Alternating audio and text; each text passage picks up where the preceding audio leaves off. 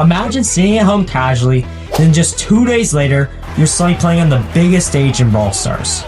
That was the reality for Lenane. Just months before the Brawl Cup, Lenane had been cut from Navi Esports. And after that, he didn't know if he still had what it took to compete at the highest level anymore. But then, disaster struck for FUT Esports. The roster of Nob, Angelboy, and Guesty had looked dominant heading into the Brawl Cup. The chemistry was perfect. Every player fits their role, until the team received devastating news. Guesty couldn't travel to Berlin because of invalid transportation documentation. FUT desperately needed a replacement. So then, late Tuesday night, Lenane received a message from Angelboy. Can you play in the Brawl Cup? For Lenane, it was a second chance. Redemption. But there was one massive problem. The team had almost no practice together, and at the highest level of Brawl Stars esports, that usually ends in disaster. Everyone was clowning FUT going into Brawl Cup. Comments like, Guesty was low-key the best player on the team. I'm afraid FUT is going to become like SK. You see, Guesty was the anchor of the team, the so-called prodigy. FUT relied on him, and he relied on them. But with Guesty suddenly out of the equation, it looked like all hope was lost. The team desperately scrimped before tournament day, but things were not looking good. People were saying, Lenane trolling bro. At one point, FUT genuinely looked like the worst team in the tournament. Only a few days later, it was finally time for the Brawl Cup. The tournament format was simple. There were 4 groups of 3 teams, and each team played against the others in their group. The top 2 teams would advance to the next stage of the tournament. FUT had been placed into Group D, the final group of the event. Alongside them were Toxic Lotus and Tribe. The first game was against Tribe. They were a fringe team, but it didn't matter because a team full with chemistry will usually beat a team with low chemistry. I too picked against FUT. Things were not looking promising in the first match. In Gem Grab, FUT played well individually, but tiny mistakes kept costing them games. They managed to tie the set 1-1, but the chat was already turning to Lenane. Lenane sucks. Why did they pick him up? But slowly, Lenane started making game-winning plays with the help of constant pressure from Angelboy, helping FUT reach match point at 2-1. Still, their lack of chemistry eventually caught up to them. A few overcommits and poor drafts costed them the next 2 games, and FUT lost the match. They didn't look complete as a team, and almost everyone immediately counted them out of the tournament. But it wasn't over yet. If FUT could beat Toxic Lotus and Tribe defeated Toxic Lotus as well, FUT would still advance. The very next match was a chance for FUT to prove everyone wrong. The set started on Knockout, Bell's Rock. Lenane locked in Ollie. Ollie, perfect pick right there. A popular pick on the map. And this time, he showed out. He was hitting nasty jukes, making game-changing plays. And suddenly, the same chat that was flaming him before started switching up. Instead of Lenane is selling, the chat was now chanting Lenane go or Lenane carry. Next round, it was Ring of Fire, and Lenane was on Crow. And he was holding down the zone while playing Juking Simulator, while Angelboy and Nob were holding down their lanes. Toxic Lotus couldn't do match and couldn't flip the control FUT possessed. On Double Swoosh, FUT controlled the entire match for almost the entire game. The tiny mistakes were still there, but unlike before, they finally weren't costly enough to throw the set away. Now everything depended on Tribe. If Tribe won, FUT would advance to day 2. One by one, Tribe picked Toxic Lotus apart. When the final game ended, FUT had officially survived. Against all odds, they were moving on to the next day of the Brawl Cup. Now, there were only 8 teams left, and FUT's next matchup looked almost impossible. They were facing Crazy Raccoon, one of the most dominant teams in the world. Their roster was stacked. Tensai, a 3-time world champion, arguably the greatest Brawl Stars player of all time, along stars like Milkrio and Moya. And so far in Brawl Cup, Crazy Raccoon had absolutely steamrolled every team in their path. Most people believed FUT would be next. The first set was Hot Zone, and like the commentator said, it's all CR. CR controlled the match for almost the entire game, completely overpowering FUT with their experience and chemistry. No matter what FUT tried, it felt useless against the more coordinated team. It was so bad that Tensai did almost 600 damage per second. The viewers, the casters, almost everyone had already written off FUT for the rest of the match. But from that moment on, something clicked in Angel Boy, and suddenly, he became a monster. Now, Angel Boy was back on Mina, and trust me, you're gonna hear that name a lot throughout this tournament. The next set was Brawl, and honestly, it felt like a speedrun. The first game lasted only 38 seconds, 2 unbelievably fast goals after Angel Boy started hitting disgusting Mina combos onto Tensai and the rest of the Crazy Raccoon roster. It was generally some of the best Mina gameplay I'd ever seen. Then somehow, the second game, they scored even faster, 13 seconds. Crazy Raccoon had absolutely no response, and in that moment, Angel Boy stopped answering the hate with words. He let his gameplay speak for him. Now, it was time for a hard rock mine. Angel Boy instantly locked in Kit, and FUT drafted a high synergy composition built around chaining stuns together with Kit, Otis, and Mina. Originally, Otis was supposed to be the gem carrier, but after a few costly deaths, Linane quickly adapted and took over the role himself. And from the very start of the game, Angel Boy completely took over. He bullied Tensai early, picking up kill after kill and constantly sending him back to spawn. Once Angel Boy got his hype charge, the entire game shifted. The second he activated it, Crazy Raccoon started panicking, and FUT immediately gained control of the down. But he still wasn't done.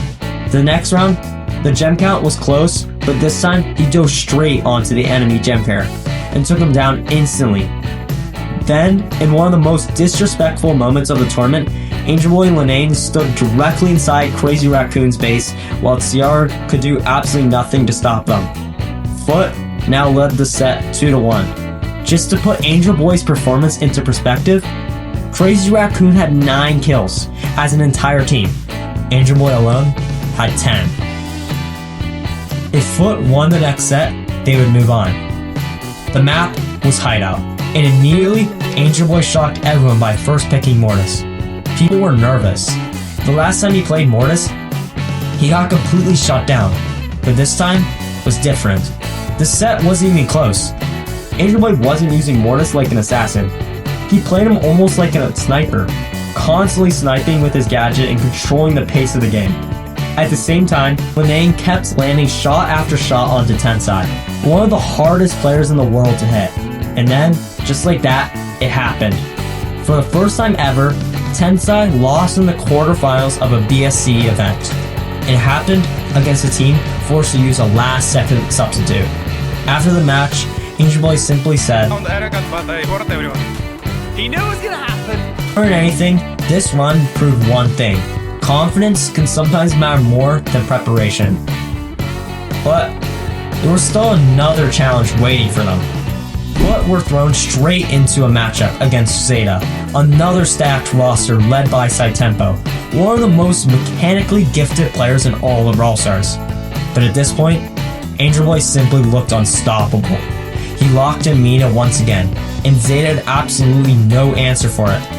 FUT quickly took control of the set and jumped out to an early 1-0 lead, and Angel Boy smirks, and you can see the savage monster he became. And at this moment, Angel Boy simply didn't care anymore. Shooting star, almost no walls, didn't matter. Pick Mina, keep it simple. His team knew he was unstoppable, and so did the enemy team. In the first game, Zeta didn't even manage to get a single kill. In the next one, FUT constantly punished every overcommit, quickly pushing the series to 2-0 in their favor. And for the final set, FUT completely outdrafted Zeta. The Frank pick had absolutely no counters, and the first game ended in only 34 seconds, and the second game was closer, but FUT managed to score without a response from Zeta. Just like that, FUT had swept Zeta and advanced to the finals. After the match, Angel Boy said, I never played with Linane, but I had preemptively a bad opinion about him. But this guy, like, why is he so underrated? Like, he has to get a good team. The craziest part was that FUT had just wiped out an entire region. They took down Crazy Raccoon, then swept Zeta. East Asia, one of the strongest regions in all of Brawl Stars, had completely fallen to them. At this point, nobody saw FUT as some weak, last-second roster anymore. They had become one of the scariest teams in the world. But waiting for them in the finals was Humble, and this matchup had history. These two teams had already built serious tension after facing each other multiple times in the monthly finals. Humble respected Angel Boy's Mina so much that they globally banned it for the entire match. The first set was Ring of Fire, and honestly, Humble slightly outdrafted FUT. Still, both teams managed to take a round, forcing the set to go all the way to Game 3. And early on, things looked terrible for FUT. They fell behind 40-0 almost immediately, but then Angel Boy popped a massive Finks Hypercharge super and completely shifted the momentum back in FUT's favor. Suddenly, the score was 90-86, and Humble had one final push left. Could FUT survive? 97-97, Linane desperately tried to stay alive, but finally went down, 100% to 97%. The closest set of the entire tournament, proving FUT could truly go toe-to-toe with one of the best teams in the world. The next set was Bridge Too Far. In the first game, FUT came out aggressive, getting early damage onto the safe and never letting Humble recover. But in the second game, things slowly started slipping away. What once looked comfortable suddenly became 25% to 25%. FUT defended one final push with only 7% remaining on their safe. FUT tried forcing another attack, but with all three Humble players spawning together, it became almost impossible to break through. Humble launched one final push of their own. With incredible body blocks, FUT somehow survived with only 52 HP left on their safe. Then Nob on the Nanny and Angel Boy on the Edgar finally ended it. The series was tied 1-1, but Humble quickly reminded everyone why they were considered the best team in the world, dominating FUT on Super Beach and taking a 2-1 lead. Now, it all came down to gem grab. Angel Boy made an unbelievably clutch play on Lily, stealing every gem and escaping with countdown. But Humble answered back immediately, getting an early counter of their own and pushing FUT to match point. Would this miracle run continue or end here? FUT regained control and collected all 10 gems, starting the countdown themselves. But then disaster struck. Humble managed to equalize the gem count, and FUT made one fatal mistake. They left their gem carrier completely alone. A flying kit instantly jumped onto him. Almost every gem was stolen. Still, there was hope.